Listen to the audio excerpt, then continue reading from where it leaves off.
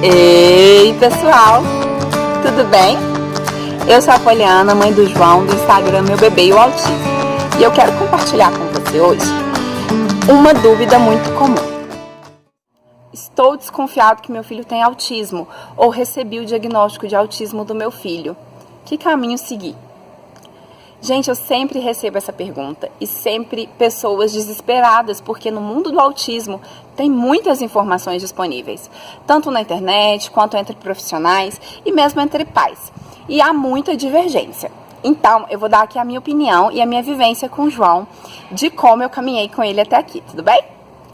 A primeira coisa a fazer se a gente está desconfiado que o nosso filho tem autismo é procurar um neuropediatra ou um psiquiatra da infância. Porque muitas vezes os pediatras, eles não têm capacitação técnica mesmo de identificar sinais de autismo. Então a gente tem que se atentar em procurar um psiquiatra da infância ou um neuropediatra para ajudar na identificação desses sinais.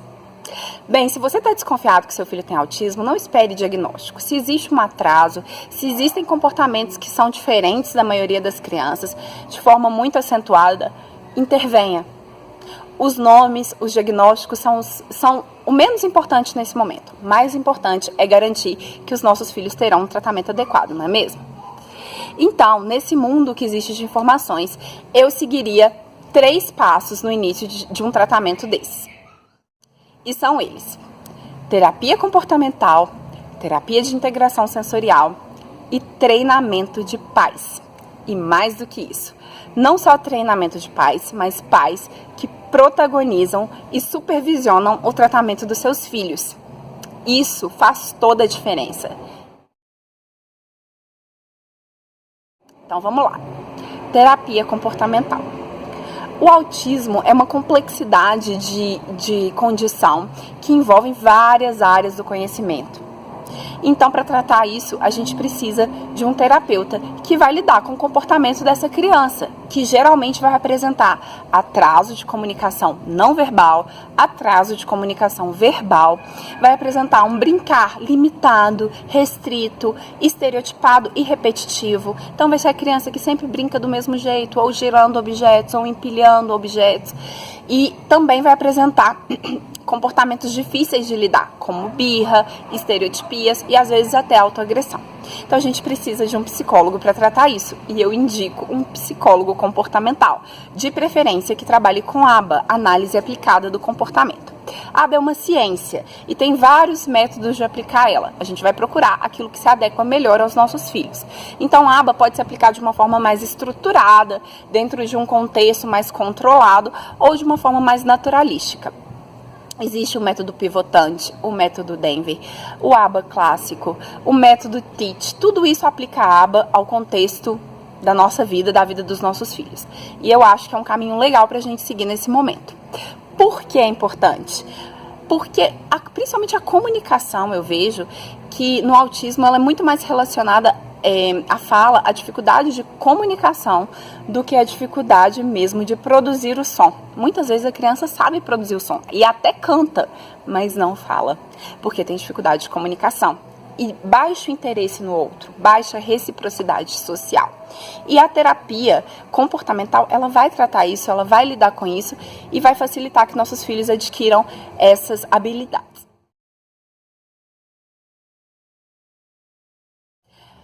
O ponto número 2 é terapia de integração sensorial. Por quê? Porque geralmente a grande maioria das pessoas com autismo, elas percebem o mundo pelos sentidos de uma forma peculiar, de uma forma única, própria. Poli, mas como assim percebem o mundo pelos sentidos? Isso é confuso. Sabe seus sentidos? Paladar, olfato, tato. Existem outros aí também, vestibular e propriocepção. Esses sentidos, eles são responsáveis por como você compreende o mundo. E se eles estiverem em funcionamento alterado, é isso que acontece com nossos filhos com autismo. Eles têm uma percepção sensorial alterada, diferente da média das pessoas. Então, eles têm dificuldade para compreender o mundo da mesma forma que a gente compreende. Vou dar um exemplo. Costuma ser muito comum em crianças com autismo ter hipersensibilidade auditiva.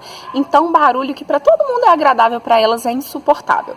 Então, essas crianças não conseguem frequentar escolas, clubes, supermercados, shoppings, porque é insuportável o ruído ambiental para elas. Outra coisa muito comum, seletividade alimentar. Essas crianças, elas têm uma percepção do alimento na boca tão forte que beira o insuportável. Elas fazem ânsia de vômito e não conseguem comer.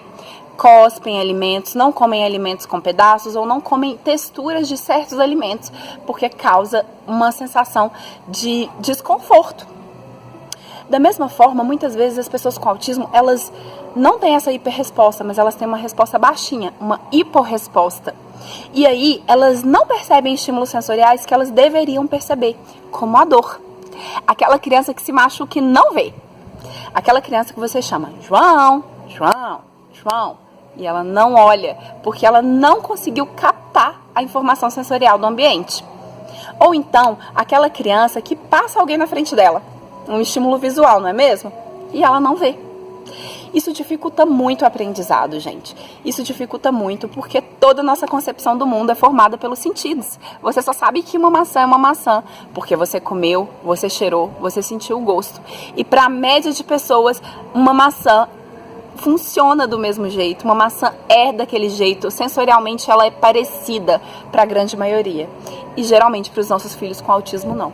Como eles vão saber que uma maçã é uma maçã? Daí a importância de fazer terapia de integração sensorial com o terapeuta ocupacional de forma muito lúdica, muito agradável, respeitando a tolerância sensorial dos nossos filhos. O terceiro ponto que eu falei e que eu considero mais importante é treinamento de pais. Porque pais treinados são pais capazes de mudar a vida de seus filhos. No Brasil, muitas vezes isso não é tão comum, mas fora do Brasil, onde os tratamentos são mais avançados, como nos Estados Unidos, é fundamental que os pais sejam treinados e é uma parte obrigatória do processo terapêutico. Aqui a gente não está acostumado com isso, mas nós precisamos mudar isso, ok? Nós vamos aprender tudo, nós vamos saber tudo, nós vamos ler tudo e nós vamos supervisionar o tratamento dos nossos filhos, porque ninguém conhece eles melhor que a gente, não é verdade? Então, eu acho que vocês deveriam investir nisso. Muitas vezes a gente fala assim, mas Polly, com quem eu faço o treinamento de pais? Olha, um psicólogo pode te treinar. Até um fono, um TO pode te treinar. E se você não conseguir nenhum desses profissionais, você pode ler e aprender sozinho. Eu sei que é difícil. Muitas vezes a gente nem tem, né, esse conhecimento, mas a gente dá conta. A gente dá conta porque a gente faz tudo pelos nossos filhos. Assim como eu aprendi, eu tenho certeza, eu vejo milhares de mães e pais aprendendo isso todos os dias em nome do amor que eles sentem pelos filhos. Então, eu tô muito absolutamente tranquila em dizer que você também é capaz de aprender. Aprender e aplicar. E eu quero falar mais uma coisa. Se você não tem condições financeiras de arcar com isso, de arcar com um tratamento desses, psicólogo, terapeuta ocupacional, fonoaudiólogo, fisioterapeuta, eu entendo isso. Nós estamos falando de Brasil. Brasil em um país que tem diversas desigualdades sociais, um contexto cultural absurdamente diverso. Gente, você pode fazer tudo pelo seu filho. Durante 9 meses, eu fui tudo que o João precisava. Eu fui terapeuta ocupacional, eu fui terapeuta comportamental, não fui físio, porque ele nunca teve atraso motor, mas se tivesse eu também seria. Não porque eu sou melhor que ninguém, não, mas porque eu sou a mãe dele.